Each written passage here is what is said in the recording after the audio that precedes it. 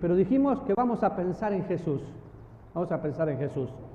Y la Biblia dice, cuando vino el cumplimiento del tiempo, Dios envió a su Hijo. ¿Y cómo sigue el versículo? Nacido de mujer, nacido bajo la ley, para que redimiese. Ahora, ese es el propósito por el cual vino. Y mi intención es que hoy podamos nosotros juntos recordar al Señor en nuestros corazones, refrescar nuestros corazones con la salvación y reflejar al Cristo vivo, ese Cristo que vive en nosotros. Ahora, Dios envía a su Hijo, nace como un bebé, pero a los 33 años, a los 30 años, comienza su ministerio. Y lo vemos recorriendo Galilea, sanando enfermos, haciendo diferentes cosas y anunciando el Evangelio del Reino y anunciando que el Mesías iba a venir. Y vino. Ahora llega a los 33 años y se entrega en una forma voluntaria. Nadie le obligó, él puso su vida por vos y por mí en forma voluntaria. Pero también la puso en forma vicaria. ¿Por qué? Porque fue en mi lugar. Pero antes de llegar a la cruz, pasó por los juicios más injustos. Y aclaremos algo, todo lo que Él pasó humanamente antes de la cruz no me salva, solo me deja un ejemplo. Pero la cruz marcó la diferencia. Ahora, a los 33 años murió de la peor muerte, la muerte que morían todos los criminales. Vamos a leer juntos Lucas capítulo 23. Era totalmente indigno que Jesús tenga que morir así. Lo llevaron al lugar de la calavera, al Gólgota. Había un ladrón, otro ladrón. En ese momento él tiene que morir, pero qué difícil, porque antes tuvo que sufrir. A veces los cristianos nos quejamos por ciertos sufrimientos. El único sufrimiento fue el de Cristo en la cruz. Los nuestros son pasajeros. ¿Por qué? Porque nada se compara con la gloria que un día tendré. Lucas capítulo 23, versículo 23, dice así: mas ellos instaban a grandes voces diciendo que fuese crucificado, y las voces de ellos y de los principales sacerdotes prevalecieron. Entonces Pilato sentenció que se hiciese lo que ellos pedían. Ustedes conocen y le suelta ahí a Barrabás. ¿Qué hizo la multitud? Crucifíquenle. Qué interesante. Un poquito antes, Hosana el que viene en nombre del Señor. Mátenlo. Pónganse de acuerdo. La democracia nunca funciona en la familia de Dios. ¿Por qué? Porque nuestros corazones son cambiantes. Entonces, hoy estoy bien y te quiero, mañana te dejo de querer. Menos mal que el amor de Dios es un amor permanente. Si no, no estaríamos así. Pero Romanos capítulo 5, y yo se lo quiero leer en otra versión, versículos 7 al 11. Usted ábralo en su versión Reina Valera, y yo se lo voy a leer en una paráfrasis. ¿Está bien? En verdad, apenas habrá quien muera por un justo, por un hombre de bien, tal vez se atreviere uno a morir. Mas la prueba de que Dios nos ama es que Cristo, siendo nosotros todavía pecadores, murió por nosotros. ¿Con cuánta más razón, pues, justificados ahora por su sangre, seremos salvos de la ira? Si cuando éramos enemigos fuimos reconciliados con Dios por la muerte de su Hijo, ¿con cuánta más razón, estando ya reconciliados, seremos salvos por su vida? Y solamente esto, y no solamente eso, sino que también nos gloriamos en Dios por nuestro Señor Jesucristo, por quien hemos obtenido la reconciliación. ¡Wow! ¡Qué pasaje maravilloso! Algunas cosas que se destacan: la salvación que tenemos en Cristo por medio de la fe, la reconciliación porque siendo enemigos somos amigos, y un hombre que no tenía que morir ocupó mi lugar. Pero fíjense, con cuánta más razón, pues, justificados ahora por su sangre. Sin derramamiento de sangre, no hubiera habido remisión de pecados. El otro día estudiamos con Roberto de Génesis a Apocalipsis el rastro de la sangre, y no nos referimos a una denominación, sino a la sangre de Jesucristo, porque en todo momento y en todo lugar la sangre era necesaria.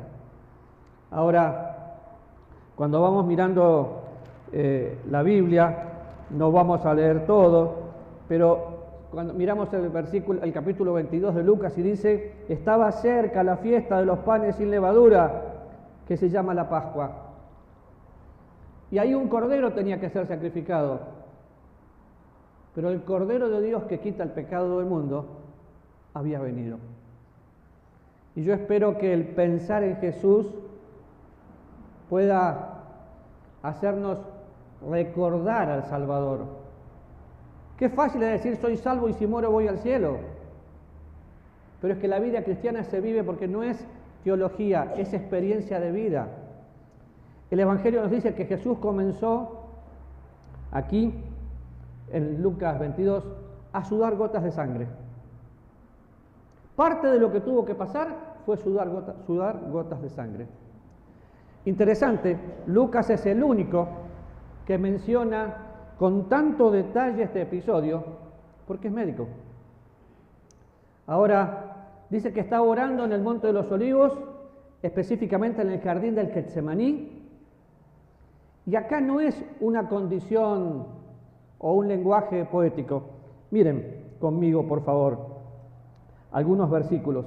Después que el Señor dice, cuánto he deseado, versículo 15, comer con vosotros esta Pascua, antes que padezca, Él sabía que tenía que padecer. ¿Y saben que lo que hicimos ahora es el deseo de Dios? Por eso quisimos hacerlo diferente, porque no es, voy a participar de la cena porque es el primer domingo. No, es el deseo de Dios y un día estaremos con Él. Por eso quiero estar cerca. Si acá estuviera el Señor, yo quisiera estar al lado para poder verlo. Pero después que dice eso, voy a mirar un poco, habla de quien lo va a entregar, y luego hay un versículo que es increíblemente hermoso, porque el Señor Jesús vino para hacer la voluntad del Padre. Entonces, a partir del versículo 38 dice, ellos dijeron, 40, cuando llegó a aquel lugar les dijo, orad para que no entréis en tentación. Y él se apartó de ellos a distancia como un tiro de piedra, y puesto de rodillas oró. Muchachos, me voy a orar. ¿Y qué hicieron los muchachos? ¿Lo dejaron solo? ¿Se dan cuenta que actuamos por sentimiento? Señor, mi vida pondré por ti. Y 2 minutos después, ahora se aparta y ora. Y el versículo 42 dice, Padre, si quieres, pasa de mí esta copa, pero no se haga mi voluntad, sino la tuya. Qué increíble, porque la mayoría de nosotros oramos, Señor, necesito que me sanes, necesito esto, necesito aquello. Cuando yo oro conforme a la voluntad de Dios, Señor, no quiero pasar por esto, pero sí quiero hacer tu voluntad. Se regocijó en la voluntad de Dios. En el Salmo dice, oh Dios mío, al hacer tu voluntad me agrada. Ante los momentos difíciles, Jesús nos deja un ejemplo. Padre, si quieres, pasa de mí esta copa. Nos angustiamos porque las cosas no salen como nosotros queremos. No tienen que salir como queremos. Tiene que ser como Él quiere. Y es lo que Jesús está diciendo acá. Y luego se aparecen ángeles del cielo para fortalecerle, pero estando en agonía, oraba más intensamente y era su sudor como grandes gotas de sangre que caían al piso. ¿Lo pensó alguna vez? Yo nunca sudé sangre. ¿Y usted? Estuve angustiado en gran manera y se me subió la presión, pero no sudé sangre. La angustia era tal que tuvo una condición médica, por eso dije, no es un lenguaje poético. Ah, sí, sudó gotas de sangre. No, es una enfermedad o una condición médica llamada hematidrosis. No es común. Leí, busqué varias veces, no ahora, sino muchas veces, y sí se puede dar. Pero pensemos un poquito. El Señor sabía perfectamente lo que tenía que pasar. Sabía que iba a pasar los juicios más injustos, que los amigos lo iban a dejar, lo iban a maltratar, lo iban a escupir, lo iban a crucificar. Y si bien sabía que él iba a resucitar, él era hombre, 100% hombre, y tenía que sufrir. Padre, ¿podés pasar de mí este momento tan difícil? No. Entonces que sea tu voluntad. ¡Wow! Eso regocija mi corazón. Pero quiero reflejar eso, quiero decir, Señor, que sea tu voluntad. Lo que sucede fue que estaba en una ansiedad tan severa, que los vasos capilares y las glándulas del sudor se rompen y empiezan a mezclarse y empiezan a salir gotas. Y esas eran gotas de sangre mezclada con transpiración. La sangre se mezcla con el sudor y la parte más importante es que mientras estaba haciendo eso, me estaba dejando un ejemplo. Y me decía personalmente, Raúl, no pidas lo que querés, déjame que te dé lo que necesitas. Pero es que yo quiero esto, no necesitas eso. Ahora, en esa condición, ¿cómo puede quedar la piel? Y la piel queda frágil, quedaría, digo yo, como piel de cebolla, toda esa que se parte, la cascarita de cebolla que se parte. Y en esa condición lo tenían que golpear. Qué difícil, ¿no? Porque fue por mí. No hay otra manera de describirlo, fue por mí. Porque de tal manera amó Dios al mundo, el versículo más conocido, que dio a su Hijo único por mí, para que si yo creo, yo tenga vida eterna. Y qué egoísta, dije, yo sí, porque Él me vino a buscar a mí, Él vino a buscar y salvar lo que estaba perdido, pero también a usted. Estamos tan acostumbrados a pensar en la salvación gratis que nos olvidamos del costo. Y el costo fue terrible. Ahora, mirando un poquito más, vemos a alguien que estaba con él y lo entrega. ¿Quién fue? Judas. ¿Quién sospechó de Judas? Nadie. Pero lo entregó. Por 30 piezas de plata lo entregó. ¿Quiere leerlo? Está en Lucas 22. Alguien lo va a defraudar. Alguien lo va a traicionar. Su amigo, entre comillas, más cercano lo va a negar. Pero Dios no. Porque Él ya lo experimentó. Ahora, hasta último momento, llega Judas al Getsemaní. ¿Y qué le dice el Señor? Amigo, ¿a qué vienes? Le dan un beso y lo entrega. ¿Saben? Jesús amó hasta el último momento a Judas. Y Judas hubiera tenido la posibilidad no de tener remordimiento, sino un arrepentimiento. Lamentablemente Judas tuvo remordimiento y no arrepentimiento. Entonces, así le fue. Pero a veces a usted le duele porque alguien lo niega, o porque alguien hace exactamente lo contrario a lo que usted cree que le tiene que hacer. Jesús ya pasó por ahí y nos dejó un ejemplo. Pero estaba también un amigo muy cercano. Pedro, voy a lavarte. No, Señor, a mí no. Sí, Pedro, lo voy a tener que hacer. Está bien, Señor, yo me juego la vida por vos.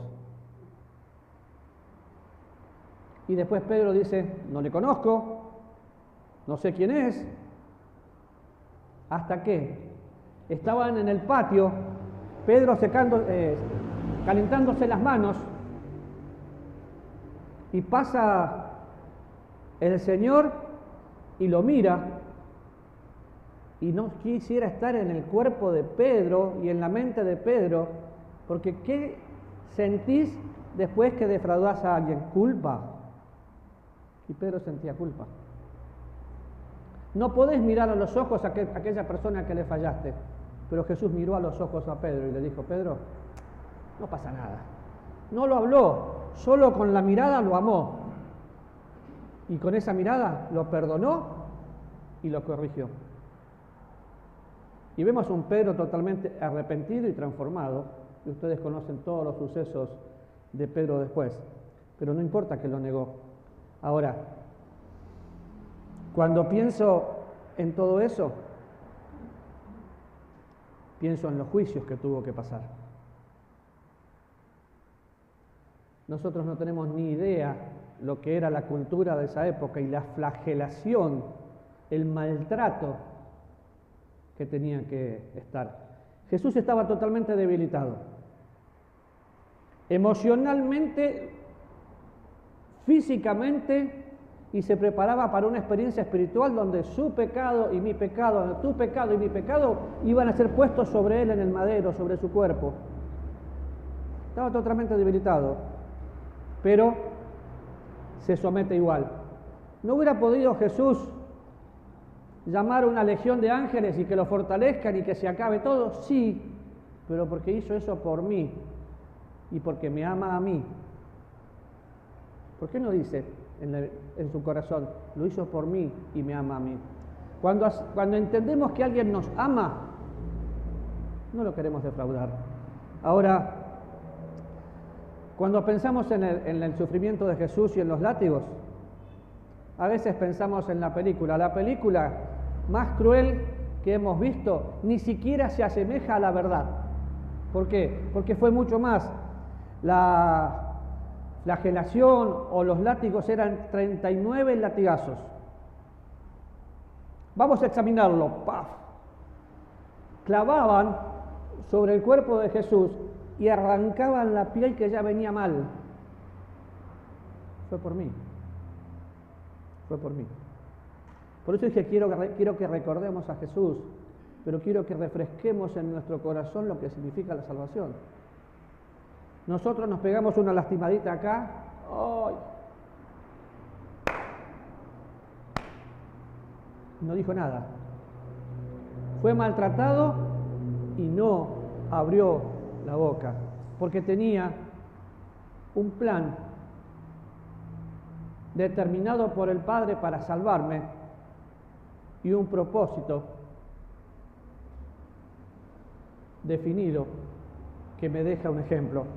Ahora, definitivamente tenía moretones y todo tipo de marcas sobre su cuerpo por lo que había pasado, y aún así, cuando yo veo esto, pienso en la película Jesús, que todos la hemos visto y en Semana Santa la vemos 10 veces, cuando lo ponen tirado sobre una piedra y le empiezan a dar. Y nosotros lo vemos vestido, yo creo que lo habían desnudado para humillarlo del todo. Y en un momento le quitan toda la ropa y lo visten como rey, y estando con el cuerpo totalmente maltratado, transpirado, sangrado, la ropa que le habían puesto se le arrancan. Fue por mí. Yo le sirvo porque le amo, no porque es una obligación, pero nunca voy a poder pagar lo que él hizo, por eso no le debo nada. ¡Qué incoherencia! ¿No voy a poder pagar lo que hizo? No. ¿Le debo algo? No, porque no podría pagarle, porque fue por mí, fue por mí. Ahora, cuando usted mira un poco la literatura después de todo eso, las venas quedaban expuestas. Y así le estaban golpeando. Y en esa condición va a la cruz. Y si usted sigue mirando la Biblia, él tenía que cargar la cruz, llevarla hasta el monte y caminar con semejante debilidad. Pero lo hizo. Fue por mí. Fue por mí. Qué tristeza me da pensar en el cristiano del domingo, cuando nada más valora algo cuando lo pierde. Yo debo ser 24/7 aquel que piensa en lo que Jesús hizo y vive por lo que Jesús hizo. Ahora, definitivamente estaba con la presión baja, débil, una condición hipovolémica terrible, y aún así soportó. En un momento iba caminando y le piden a alguien que le ayude a cargar la cruz. Pero llega. Y yo quiero que piense algo. No hemos tal vez valorado la salvación como tiene que ser. Hablamos de ser salvos. En los momentos difíciles buscamos a Dios, pero en muchos momentos le damos la espalda. Es tan simple pensarlo como esto. Una persona que no viene a congregarse es porque no le importa. No, es que tenía otra cosa que hacer, es porque no le importa. ¿Qué no le importa? El precio que Jesús pagó. Pero en esa condición, el corazón de Jesús se aceleró, empezó a bombear sangre. Buscaba sangre y no existía, y estaba en la cruz muriendo, pero no iba a morir ni un minuto antes, ni un minuto después a lo que estaba establecido.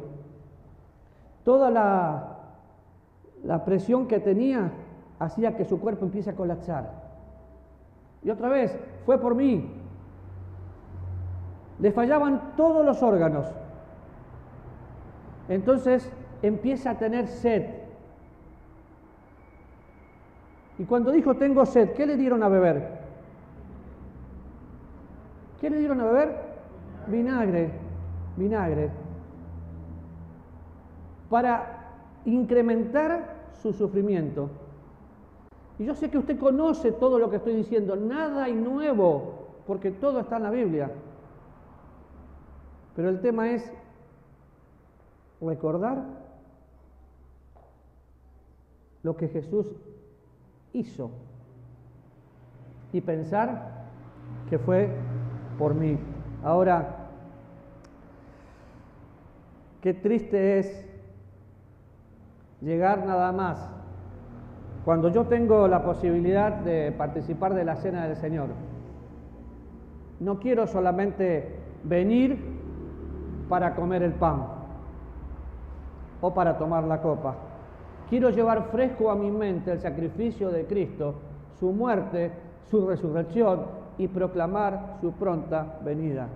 Él viene pronto. Pero por un minuto pensemos en la cruz otra vez. Estaba en la cruz. Lo clavan. Le ponen 2 personas al lado delincuentes. Uno se burlaba. El otro dijo, acuérdate de mí. ¿Cuándo? Cuando vengas en tu reino. Hoy. Hoy estarás conmigo en el paraíso. Y tuvo una conversación personal y una palabra precisa. Hoy. Pero Jesús estaba en la cruz y puede leer todo el Salmo 22. No rompieron ni uno de sus huesos. El soldado no podía creer lo que estaba sucediendo, pero en un momento empieza todo el proceso y Jesús dice, Dios mío, ¿por qué me has desamparado? Y el Señor, como se estaba entregando en forma voluntaria y estaba cargando todo nuestro pecado, se sintió desamparado por el Padre. Y después, consumado es. Lo que vine a hacer está hecho, mi obra está completa. La salvación se consumó.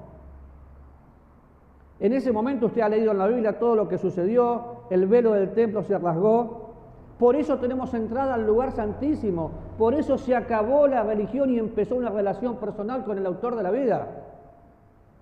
¿Por qué? Porque ya no hay un velo, un sacerdote, un sumo sacerdote, no, yo vivo en la presencia de Dios. Y usted, si es salvo, no tiene otra opción. Y todo lo que sucede ahí, y termina diciendo, me entrego, Señor. y murió cuando tenía que morir. Y como no sabían o no podían creer que esté muerto, le clavan aquí y sale agua con sangre. Y después piden el cuerpo, lo bajan, va a la tumba, resucita, y resucita mostrándole al pueblo judío exactamente lo que tenían que ver. De hecho, los judíos hasta el día de hoy siguen negando eso, pero nosotros no lo podemos negar porque hay todo tipo de testigos. Ahora, cuando pienso en todo esto, tengo ganas de tirarme al piso, literalmente, y decir: Señor, no entiendo por qué lo hiciste, pero sé lo que hiciste, fue por mí. Y el apóstol Juan, después hablando de Cristo resucitado, dice que puso sobre él su mano y le dijo: no temas porque estoy contigo. ¿Cuál es su miedo? Sé que el mundo entero está bajo el maligno, pero usted y yo no somos de este mundo. Y estamos en las manos del Padre, comprados por un precio que fue la sangre de Cristo. Entonces, ¿por qué no ora a Dios para poder recordar todo lo que Jesús hizo, el momento que usted fue salvo, refrescar su corazón con esta verdad y salir de aquí y decir: quiero reflejar tu gloria? Vamos a orar. Le voy a invitar en el silencio de su corazón